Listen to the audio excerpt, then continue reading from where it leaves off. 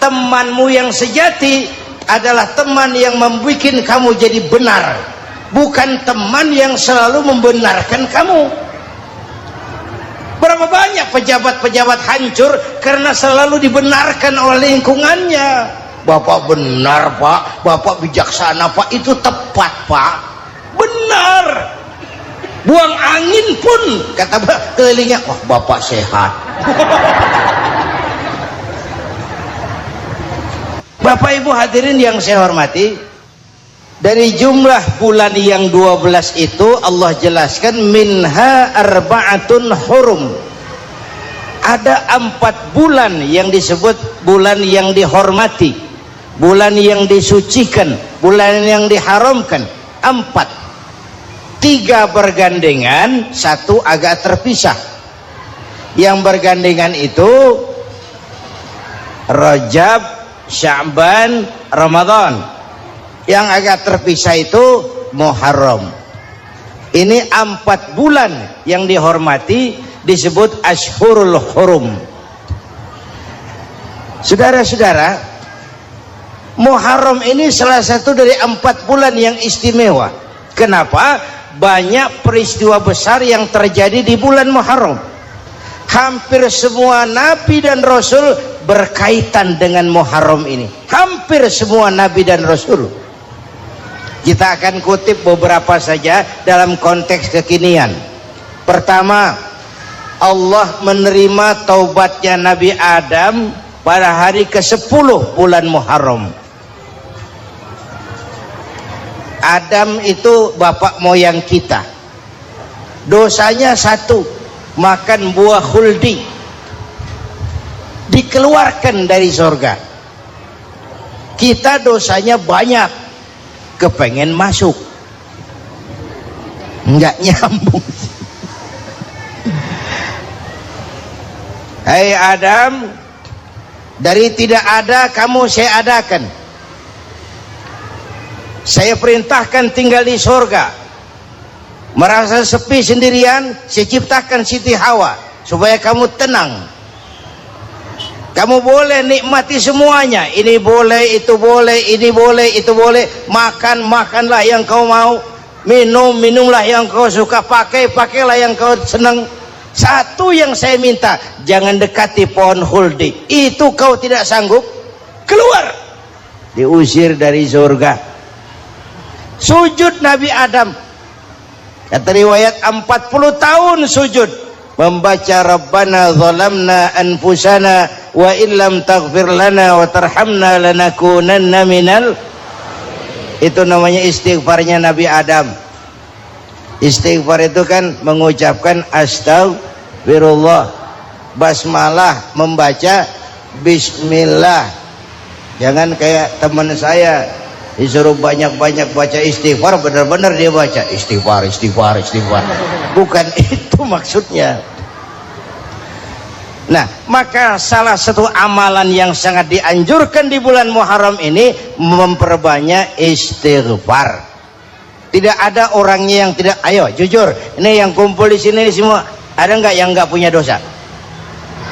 Yang merasa nggak punya dosa, ayo ke depan. Ada?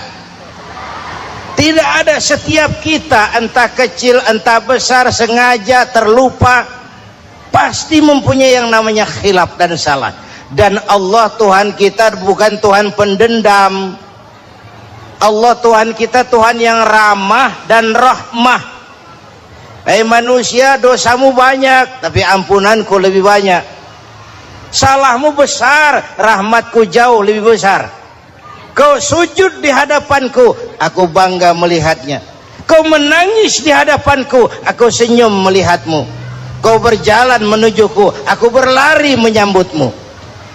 Karena itu amalan yang sangat dianjurkan di bulan Muharram ini memperbanyak istighfar. Itu kalau istighfarnya Nabi Adam. Ada istighfarnya Nabi Yunus. Ibu kenal Nabi Yunus? Di mana kenalannya? So tahu. Nabi Yunus itu ketika berdakwah kepada kaumnya yang bandel, memberikan peringatan mau beriman akan turun azab. Kapan Yunus? Akan. Kenapa mesti akan? Sekarang aja kalau mau, saya tungguin. Kurang ajar betul ini umat. Akhirnya Nabi Nuh menghindar dengan perhitungan, kalau azab tidak turun saya sudah jauh, meragukan janji Tuhan. Lalu naik kapal, dinaiki oleh Yunus, kapal mogok. Dicari siapa biang keroknya ini, diundi ternyata Yunus, sampai 3 kali diundi. Dibuanglah Yunus ke dasar laut, ditelan oleh ikan nun atas perintah Allah. Telan itu Yunus, jangan pakai dikunyah, rusak urusan. Telan saja, simpan di perutmu. Dibawa oleh ikan nun ke dasar lautan. Itu yang oleh Quran dikatakan bertemulah 3 macam kegelapan, zulumatun salas. Gelapnya tengah malam, gelapnya di dasar laut, gelapnya di dalam perut ikan. Itu namanya peteng, mbahnya gelap. Di perut ikan itulah Nabi Nuh sadar akan kesalahannya, Allah meragukan janji Allah. Ia sujud di dalam perut ikan itu, membaca la ilaha illa anta subhanaka inni kuntu. Itu istighfarnya Nabi Yunus. Dibacakan istighfar begitu, ikan sakit perut pak, di dasar laut kemana mau cari apotik. Dia naik ke permukaan, memuntahkan isi perutnya. Nabi Yunus keluar dengan selamat. Itu pun terjadi pada hari ke-10 bulan Muharram. Istighfar intinya itu amalan utama bulan Muharram, memperbanyak istighfar. Allah selamatkan Nabi Nuh dari bahtera banjir yang luar biasa 10 Muharram. Allah selamatkan Nabi Ibrahim dari pembakaran Raja Namrus 10 Muharram. Setelah Nabi Ibrahim itu menghancurkan berhala-berhala, Abrahat pulang mau ibadah, lihat Tuhannya berantakan, marah besar. Siapa yang menghancurkan Tuhan-Tuhan kita ini? Ada yang lapor, kami lihat Ibrahim.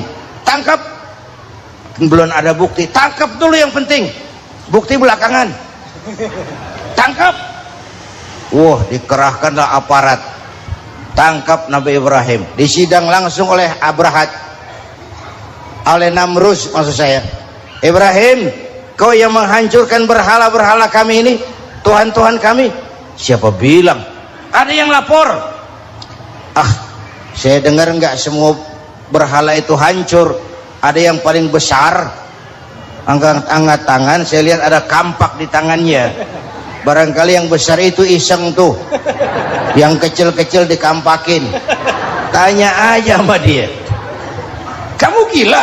Kenapa? Masa kami disuruh nanya berhala? Nggak bisa jawab. Kenapa disembah? Lebih gila mana? Tahu nggak bisa jawab kenapa disembah? Kurang ajar kamu Ibrahim. Bakar, dibakar. Ketika Ibrahim dilempar ke kobaran api yang menggunung, Allah perintah api, ya naru kuni bardan wa salaman ala Ibrahim. Hai api, dinginlah sampean. Api Madura waktu itu pak. Hai api, dinginlah sampean, selamatkan Ibrahim. Api tunduk kepada perintah Allah. Ibrahim masuk ke kobaran api, selembar rambut pun tidak terbakar. Kenapa? Apinya tunduk kepada perintah Allah. Kenapa? Karena Ibrahim orang yang takut kepada Allah. Api tunduk kepada perintah Allah. Kalau kita baca ayat itu, masuk ke api, mateng. Sudah hadirin yang saya muliakan, oleh karena itu selamatnya Ibrahim dari pembakaran Raja Namrus itu pun pada 10 Muharram, Yaumul Asyura, hari ke-10 dari bulan Muharram. Imedia. Bapak Ibu hadirin hadirat yang saya cintai, sebagian kecil tentang Nabi Adam, Nabi Ibrahim dan Nabi Yunus, tapi saya belum menceritakan tentang Nabi Nuh tadi. Mengulang kaji, Nabi Nuh salah seorang rasul yang masuk ulul azmi 5 besar. Karena memang perjuangannya menggambarkan satu usaha yang ulet dan luar biasa. Beliau diberi umur 950 tahun. lalu berdakwah selama 900 tahun, sore, pagi, siang, malam, dapat pengikut tidak lebih 80 orang, rata-rata 10 tahun satu. Kalau saya minta berhenti aja jadi nabi, Pak. Ustadz mana masih mau buka pesantren 10 tahun buka pesantren, yang nyantri cuma satu. Pedagang mana yang masih mau dagang 10 tahun dagang, yang beli satu. Pimpinan partai mana yang masih mau kampanye 10 tahun buka partai, yang nyoblos satu. Bangkrut. Umatnya bandel, kurang ajar, durjana, bajingan, tengik. Umatnya Nabi Nuh ini kalau diceramahi telinganya ditutup dengan tangannya. Nabi Nuh akhirnya rekes, Tuhan siang malam saya berdakwah kepada umat ini, tiap kali saya sampaikan dakwahmu mereka tutup telinganya dengan tangannya, alergi dengar ceramah.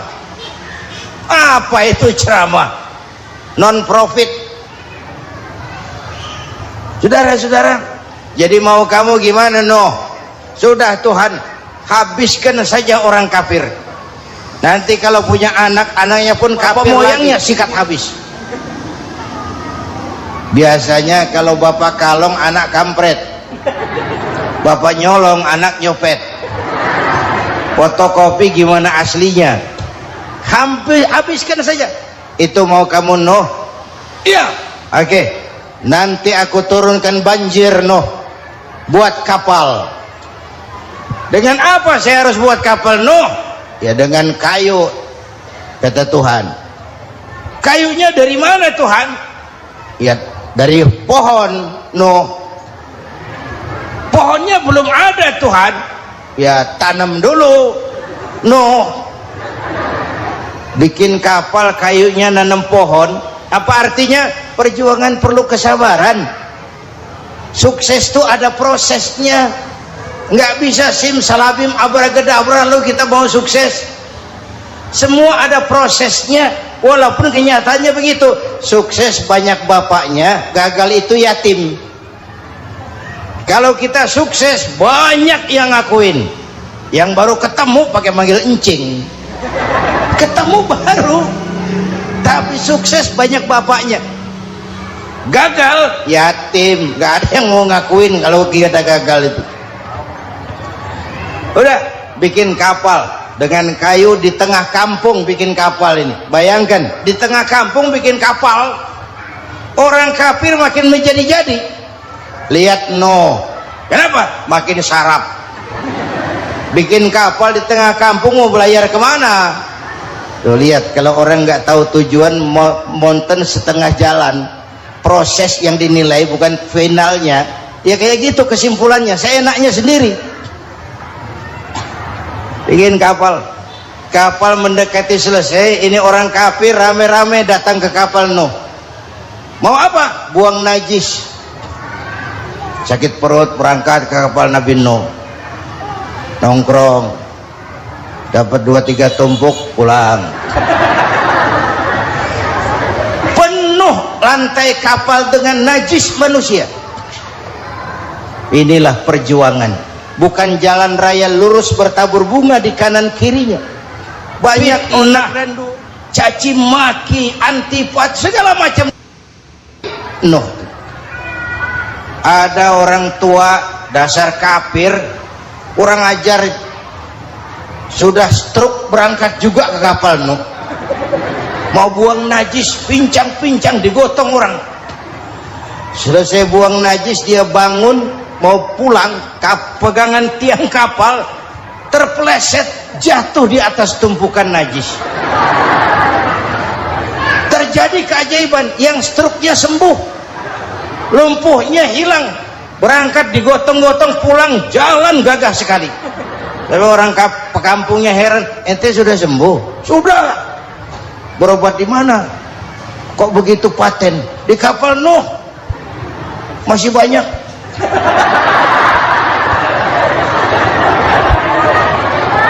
Yang berasa perlu obat bawa rantang. ambil bersih lagi geladak kapal itu. Sudah selesai Nuh? Selesai. Oke, kau orang yang beriman bersamamu, binatang serba sepasang, naik Nabi Nuh, naik orang beriman sepasang. Ini cikal bakal penyelamatan manusia, Pak. Naiklah orang beriman, sudah naik semua, Nabi Nuh kontrol. Ini contoh buat kita, kontrol. Sudah naik semua teman-teman, sudah. Pemimpin yang baik bukan cuma terima laporan di belakang meja. Laporan itu yang mana juga bagus. Sama juga kampanye, kampanye yang mana juga merdu. Kalau aja yang dihitung. Pernah ada calon bupati kampanye janji, kalau saya berhasil kita akan banyak bangun jembatan di daerah kita. Rakyat tanya, Pak, nggak ada sungai di kampung kita, Pak. Dia bilang, sungainya kita bangun sekalian. Udah kadung janji, mana pula orang mau bangun sungai itu. Saudara-saudara, kontrol. Jangan cuma tunggu laporan di belakang meja, semua laporan bagus. Ya Bu? Bu?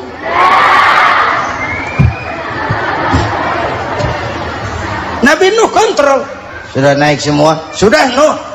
Pulan bin Pulan naik Nuh. Paimin bin Tukijo naik, kami lihat naik. Ada orang Jawa juga kayaknya. Ada. Sudah kontrol, Kanan anak saya ikut nggak naik kapal? Kami tidak lihat itu Nuh. Kanan, ini potret. Bapaknya aktif ke masjid, ibunya rajin ke majelis taklim, anaknya keleleran kemana-mana. Bukan di sini, di Prancis. Udah di sini insya Allah sama.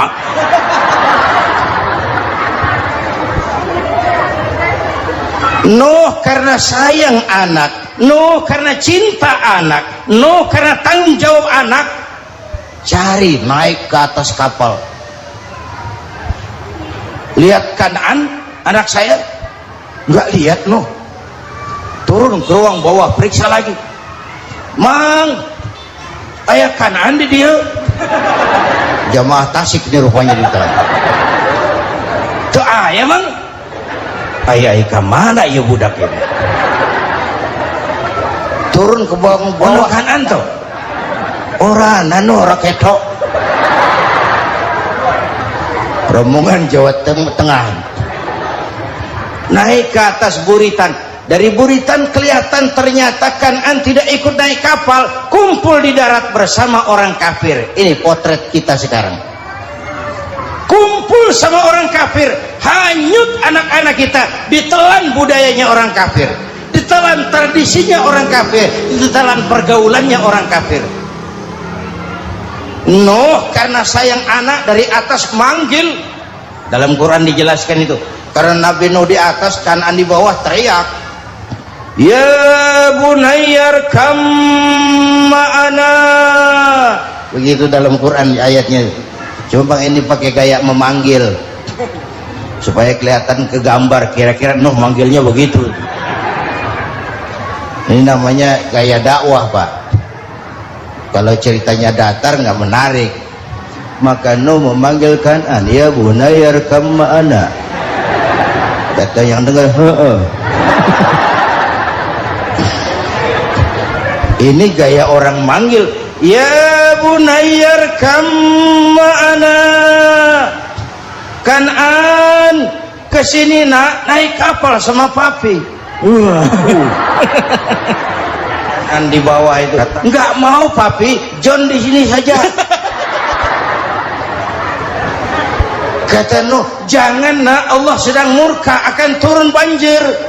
Kalau datang banjir papi, sa'awi ila jabalin ya'simuni minal ma', saya akan naik ke gunung tinggi yang bisa menyelamatkan saya dari banjir. Kanaan naik ke gunung, gunung dihantam banjir, Kanaan mati sampai sekarang. Yang kelima, Nabi Musa, kisah Muharramnya ini. Lahir dalam kondisi yang sulit. Karena Fir'aun mimpi akan lahir seorang anak dari keturunan Bani Israel yang akan menghancurkan kerajaannya. Kata Fir'aun, sudah lahir belum anaknya? Belum. Kalau gitu mulai malam ini laki-laki dilarang bergaul sama istrinya. Semua perempuan hamil di bawah pengawasan negara. Mulai hari ini kalau lahir anak laki-laki terutama Bani Israel, penggal. Satpol PP disiapkan. Udah ada kayaknya. Ada. Patroli. Bayangkan, nah Fir'aun itu bikin undang-undang seenaknya sendiri. Apalagi merasa kekuasaannya dalam ancaman. Penguasa manapun kalau merasa dalam ancaman, panik. Padahal kekuasaan itu kayak harimau, makin lama ditaiki makin sulit turun. Kenapa? Karena macannya makin lapar, naik terus capek, turun dimakan harimau, serba sulit. Saudara-saudara, kalau kita mau belajar dari Pak Harto, saya melihat kekurangan Pak Harto cuma satu, terlambat berhenti.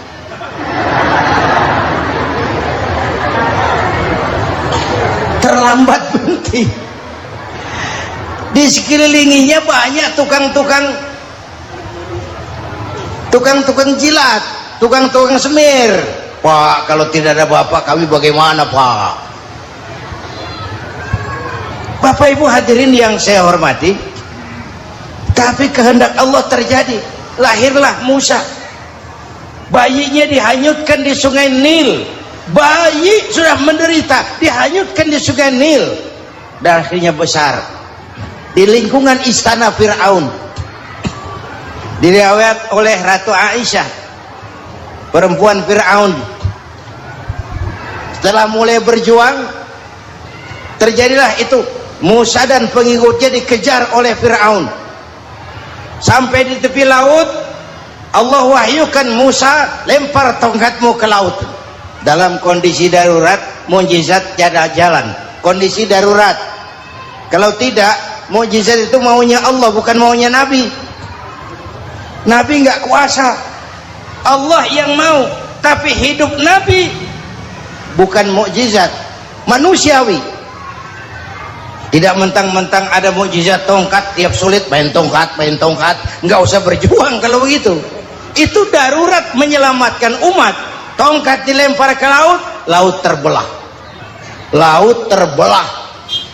Itu secara visualnya bisa kita lihat dalam film The Ten Commandments. Udah nonton belum? Urusan nonton kalah sama Ustadz bagaimana sih?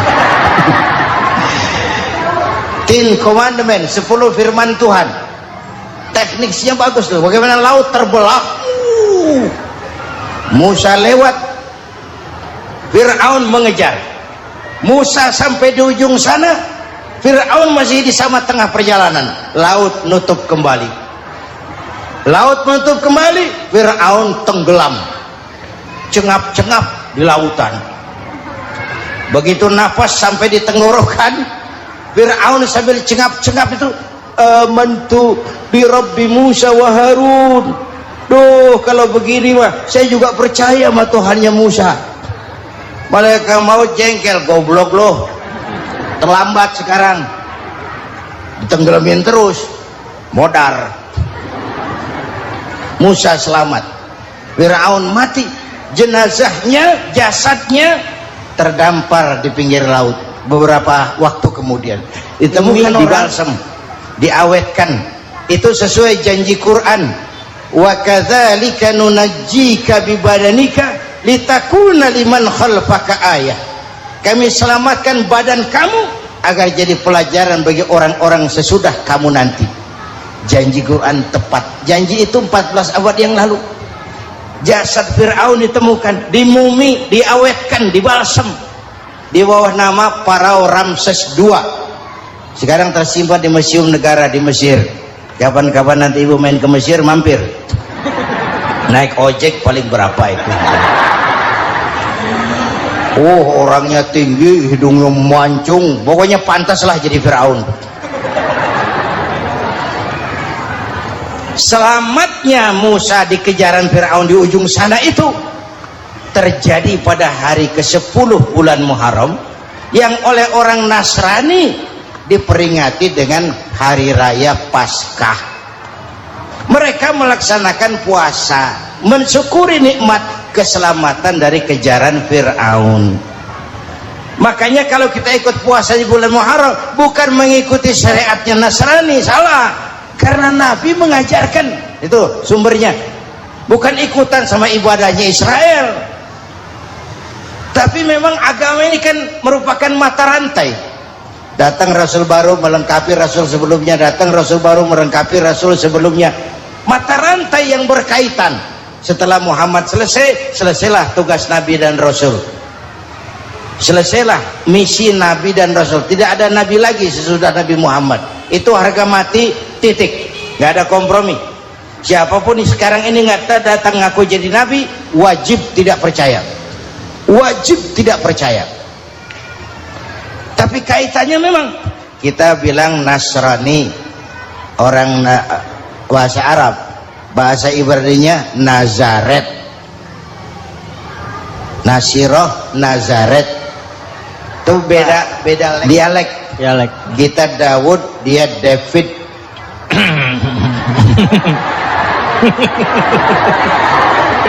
Ibrani. Kita Ali, dia Alek. Kita Sulaiman, dia Solomon.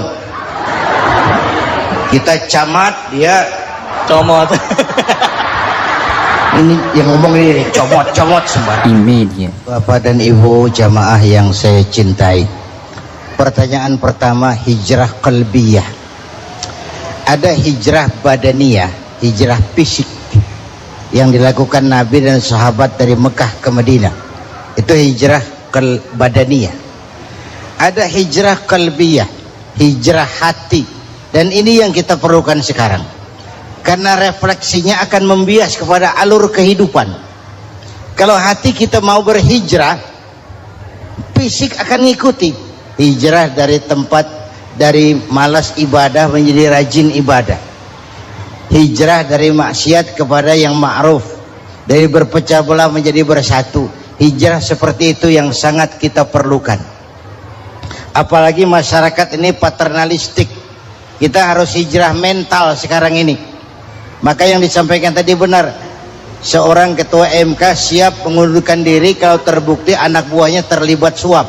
Itu walaupun siap, tapi sudah angin segar buat rakyat, bahwa masih ada banyak insya Allah pejabat kita yang punya harga diri. Walaupun ada juga pejabat kita yang muka tembok, kulit badak, kuping kebo. Muka tembok, kulit badak, kuping kebo. Biasanya kalau kereta api tabrakan di negara-negara maju, menteri perhubungannya mundur. Di kita petugas palang pintu dipecat. Jauh sekali menteri sama petugas palang pintu. Bener diadili yang krocok-krocok, kopral-kopral itu. Padahal hadisnya jelas, ar-rashi wal murtashi finnar, yang nyuap dan yang nerima suap dua-duanya neraka. Kasus potret belakangan ini, yang nerima suap, yang diuber, yang nyuap aman, yang nyuap aman, yang korupsi pajak dikecil-kecilin, yang ngemplang pajak aman. Padahal ngemplang pajaknya triliunan, padahal dia sudah dikasih fasilitas oleh negara mengelola sumber daya alam negara yang artinya milik rakyat. Dia harus bayar pajak, uang pajaknya dikumpulkan bagi sebesar-besar kemakmuran rakyat. Itu tindakan merugikan rakyat. Karena itu betul, saya setuju, hijrah qalbi yang perlu kita lakukan sekarang, hijrah hati. Kita ini bangsa Indonesia, nah seperti timnas. timnas sekarang anak-anak muda sudah berani pakai baju PSSI. Iya. Kenapa? Menang. Coba kalau kalah terus, nanti menang. Tapi bangsa Indonesia itu memang seperti timnas, namanya kesebelasan. 11 orang. Walaupun ada pemain bintang ya ada presiden, gubernur, menteri, itu bintang-bintang. Tapi bintang baru ada artinya kalau dibantu 10 pemain yang lain. Cristiano Ronaldo. Siapa itu? Penyerang tengah Real Madrid. Bintang. Lionel Messi. Siapa lagi itu? Barcelona. Bercelana.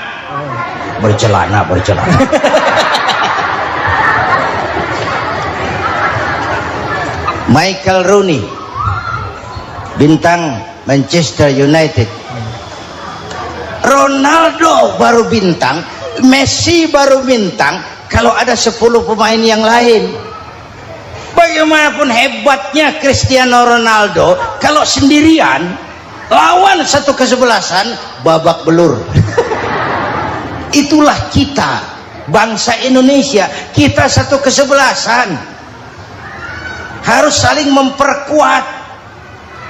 Ada bangsa kita ini yang jadi jaksa, ada yang jadi hakim, ada yang jadi polisi. Itu posisi penyerang tengah, kiri luar, kanan dalam, back, striker, kiper, posisi. Tapi sadar kita satu kesebelasan, Bung.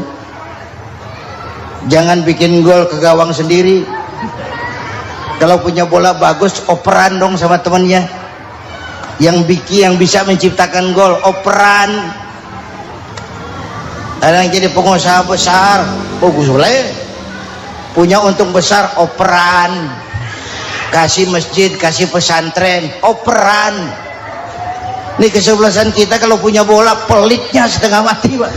Nggak mau ngoper. Bawa sendiri, mending bikin gol. Enggak.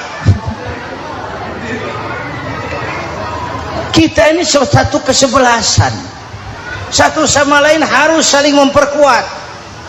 Bahwa ada penyerang tengah kiri itu si posisi. Tapi kalau memang peluang memungkinkan, ayo dong operan. Saya iri sama kesebelasan Nasrani di Indonesia. Mereka kalau punya bola operannya cakep. Gereja cepat selesai, rumah sakit Kristen cepat selesai. Kenapa? Operannya bagus. Kita ini kalau punya bola bawa sendiri, nggak mau ngoper. Maka masjid nggak selesai-selesai, madrasah banyak yang bocor, rumah sakit Islam kalah bersaing. Kenapa? Operannya berat. Ayo menyadari kita ini timnas, satu kesebelasan. Jangan menjegal kawan seiring, kawan sendiri dijegal. Sudah musuh terlalu kuat, gawang sendiri dijebol. Akhirnya terbalik kita ini. Ujian terberat telah diberikan Allah kepada para anbiya, kemudian para aulia, kemudian para ulama. Summal amsal fal amsal, ke bawah dan ke bawah, diuji setiap orang menurut kekuatannya berpegang kepada agama. Kalau karena anak Melayu bilang, kalau takut dengan ombak jangan berumah di tepi pantai. Kalau takut diterjang ombak jangan berumah di tepi pantai. Kata ibu tadi, mau jadi pohon tinggi harus berani ketiup angin. Makin tinggi pohonnya makin keras anginnya. Takut angin, jangan jadi pohon tinggi, jadilah rumput. Nggak ditiup angin tapi diinjak kebo. Apa yang nggak ada resikonya? Apa yang nggak ada resikonya? Semua nabi ada yang dihantam kekuasaan yang arogansi. Ibrahim berhadapan dengan Namrud. Musa berhadapan dengan Fir'aun. Ada yang diuji dengan berhadapan umat yang sangat kurang ajar. Ada yang diuji dengan Yusuf yang dahsyat. Digosipi sama Zulaikha itu. Nabi Yusuf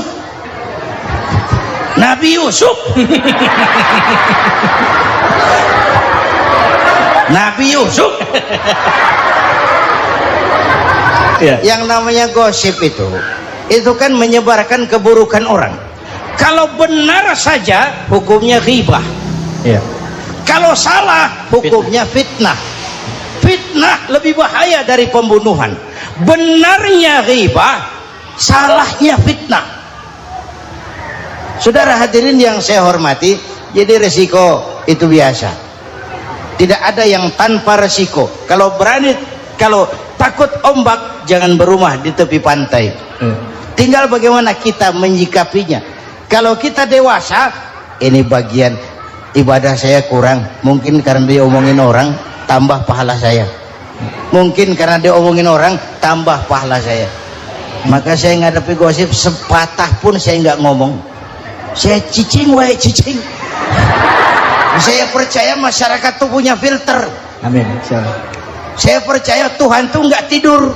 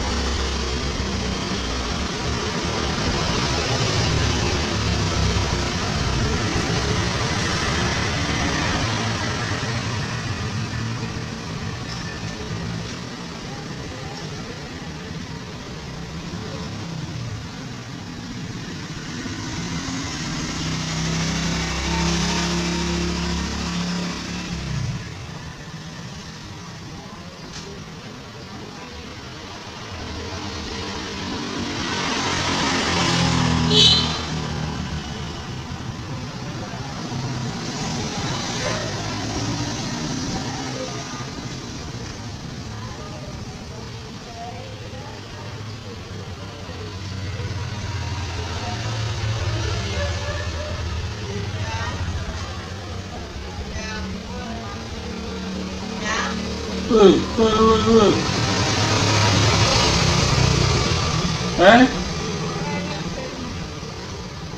main game.